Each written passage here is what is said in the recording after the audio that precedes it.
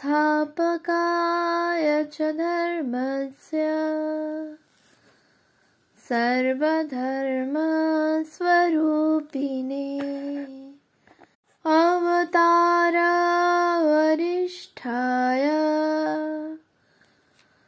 रामकृष्णाय ते नमः। শ্রী শ্রী রামকৃষ্ণ লীলা প্রসঙ্গ প্রথম ভাগ, পূর্বকথা ও বাল্যজীবন, সাধক ভাব ও গুরুভাব পূর্বার্ধ। স্বামী শারদানন্দ।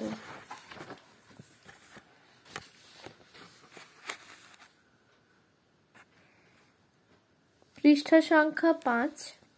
অবতরণিকা। বর্তমানকালে অবতার পুরুষের পুনরাগমন।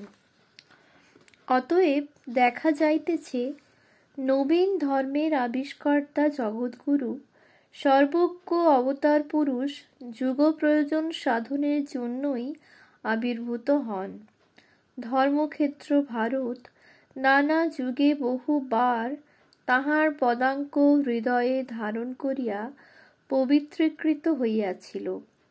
যুগ প্রয়োজন উপস্থিত হইলে অমিত গুণসম্পন্ন অবতার পুরুষের শুভাবির্ভাব এখনও তাহাতে দৃষ্ট হইয়া থাকে। কিঞ্চিৎ ঊর্ধ্ব 400 বৎসর মাত্র পূর্বে ঐরূপে শ্রী ভগবান শ্রীকৃষ্ণ চৈতন্য ভারতীর অদৃষ্টপূর্ব মহিমায় শ্রী হরির নাম সংকীর্তনে উন্মত্ত হইবার কথা লোকপ্রসিদ্ধ। আবার কি সেই কাল উপস্থিত হইয়াছে?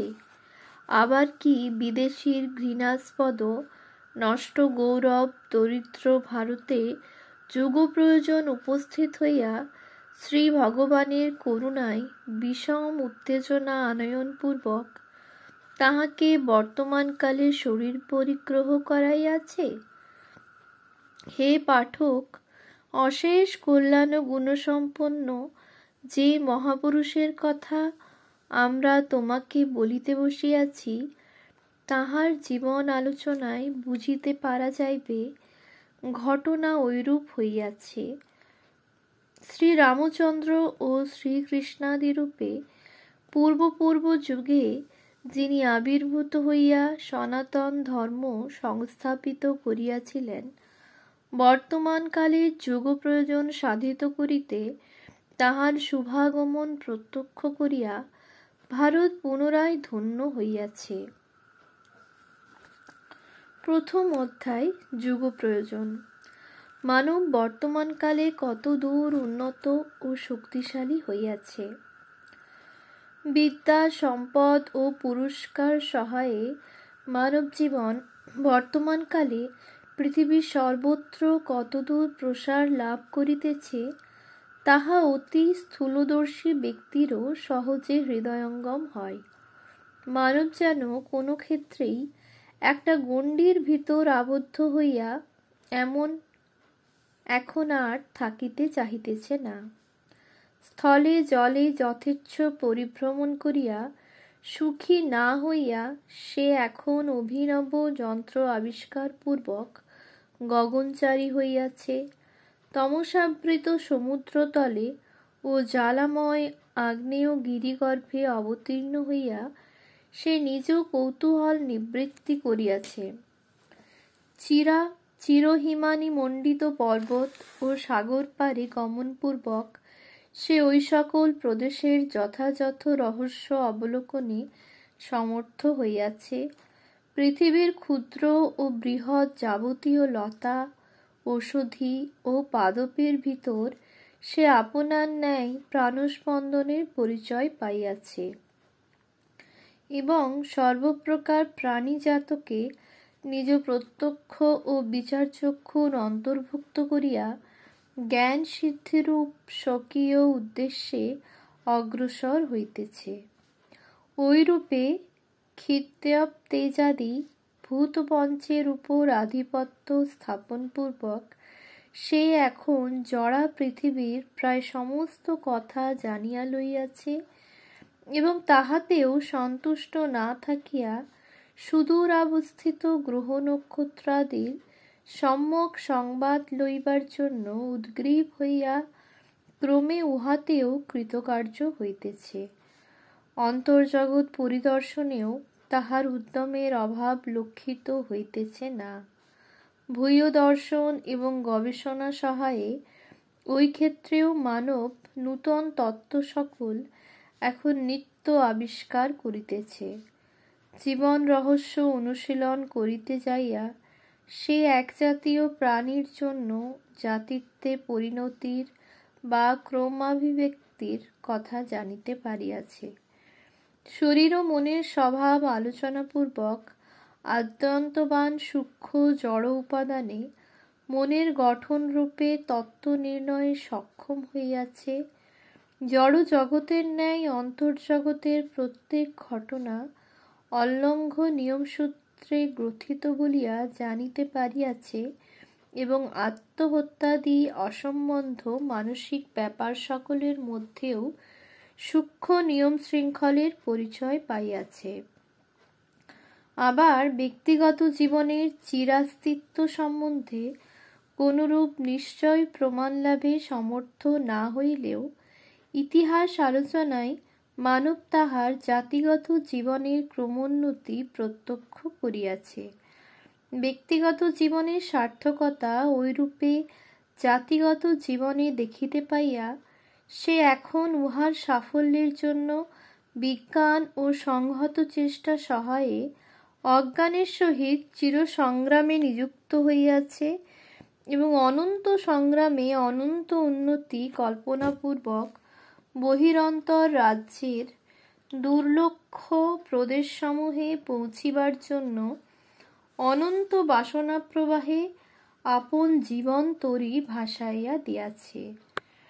পাশ্চাত্য মানবকে অবলম্বন করিয়া পূর্বোক্ত জীবন প্রসার বিশেষভাবে উদিত হইলেও ভারত প্রমুখ প্রাচ্য দেশ সকলেও উহার প্রভাব স্বল্প লক্ষিত হইতেছে না।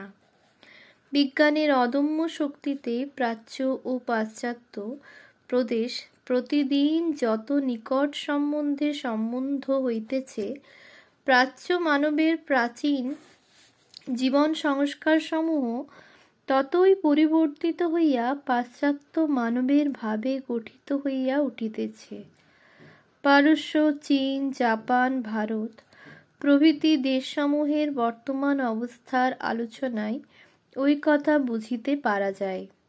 ফলাফল ভবিষ্যতে যেরূপই হোক না কেন, প্রাচ্যের উপর পাশ্চাত্যের ঐরূপে ভাব বিস্তার সম্বন্ধে কোনই সন্দেহ থাকে না এবং সমগ্র পৃথিবীর কালে পাশ্চাত্যভাবে ভাবিত হওয়া অবশ্যম্ভাবী বলিয়া বোধ হইয়া থাকে। পাশ্চাত্য মানবের জীবন দেখিয়া উন্নতির ভবিষ্যৎ ফলাফল নির্ণয় করিতে হইবে।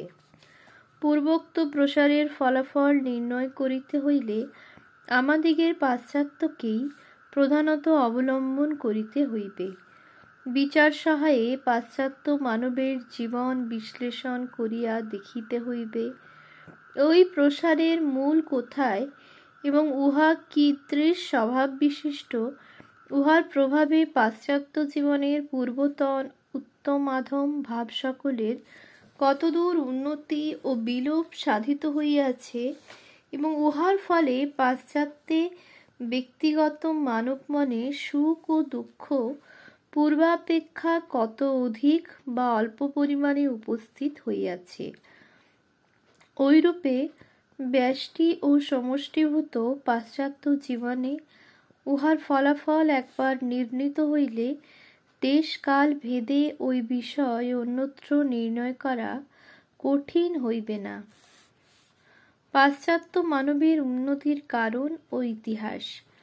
ইতিহাস স্পষ্টাক্ষরে নির্দেশ করিতেছে, দুঃসহ শীতের প্রকোপ অতি প্রাচীনকাল হইতে পাশ্চাত্য মানবমনে দেহ বুদ্ধির দৃঢ়তা আনয়ন করিয়া তাহাকে একদিকে যেমন স্বার্থপর করিয়া তুলিয়াছিল, অপরদিকে তেমনি আবার সংহত চেষ্টায় স্বার্থসিদ্ধি একথা সহজেই বুঝাইয়া উহাতে স্বজাতিপ্রীতির আবির্ভাব করিয়াছিল।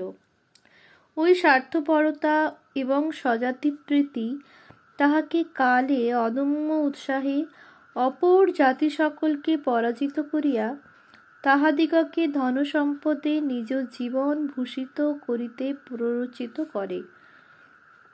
উহার ফলে যখন সে নিজ জীবনযাত্রার কতকটা সুসার করিতে পারিল, তখনই তাহাতে ধীরে ধীরে অন্তর্দৃষ্টির আবির্ভাব হইয়া তাহাকে ক্রমে বিদ্যা ও সদ্গুণসম্পন্ন হইতে প্রবৃত্ত করিল। ঐরূপে জীবন সংগ্রাম ভিন্ন উচ্চ বিষয় সকলে তাহার দৃষ্টি আকৃষ্ট হইবা মাত্র সে দেখিতে পাইল ওই লক্ষ্যে অগ্রসর হইবার পথে ধর্মবিশ্বাস এবং পুরোহিত কুলের প্রাধান্য তাহার অন্তরায়স্বরূপ দণ্ডায়মান। দেখিল বিদ্যাশিক্ষায় শ্রী ভগবানের অপ্রসন্নতা লাভে অনন্ত নিরয়গামী হইতে হইবে। কেবলমাত্র ইহা বলিয়াই পুরোহিতকুল নিশ্চিন্ত নহেন, কিন্তু ছলে বলে কৌশলে তাহাকে ওই পথে অগ্রসর হইতে বাধা প্রদান করিতে বদ্ধপরিকর। তখন স্বার্থসাধন তৎপর পাশ্চাত্য মানবের কর্তব্য নির্ধারণে বিলম্ব হইল না। সবল হস্তে পুরোহিতকে দূরে নিক্ষেপ করিয়া সে আপন গন্তব্যপথে অগ্রসর হইল। ঐরূপে ধর্মযাজকের সহিত শাস্ত্র ও ধর্মবিশ্বাসকে দূরে পরিহার করিয়া পাশ্চাত্য নবীন পথে নিজ জীবন পরিচালিত করে এবং পঞ্চেন্দ্রিয় গ্রাহ্য তারূপ নিশ্চিত প্রমাণ প্রয়োগ না করিয়া কোনো বিষয় কখনো বিশ্বাস বা গ্রহণ করিবে না, ইহাই তাহার নিকট মূল মন্ত্র হইয়া ওঠে। ইন্দ্রিয় প্রত্যক্ষের উপর দণ্ডায়মান হইয়া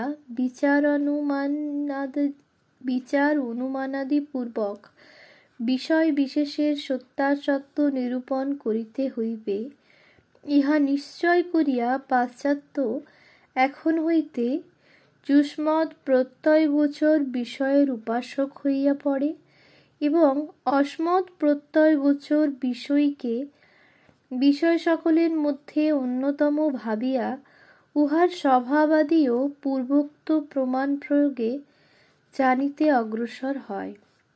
গত 400 বৎসর সে ঐরূপে জাগতিক প্রত্যেক ব্যক্তি বা বিষয়কে পঞ্চেন্দ্রিয় সহায়ে পরীক্ষাপূর্বক গ্রহণ করিতে আরম্ভ করিয়াছে এবং ওই কালের ভিতরেই বর্তমান যুগের জড়বিজ্ঞান শৈশবের জড়তা এবং অসহায়তা হইতে মুক্ত হইয়া যৌবনের উদ্যম, আশা, আনন্দ ও বলোন্মত্ততায় উপস্থিত হইয়াছে। ওম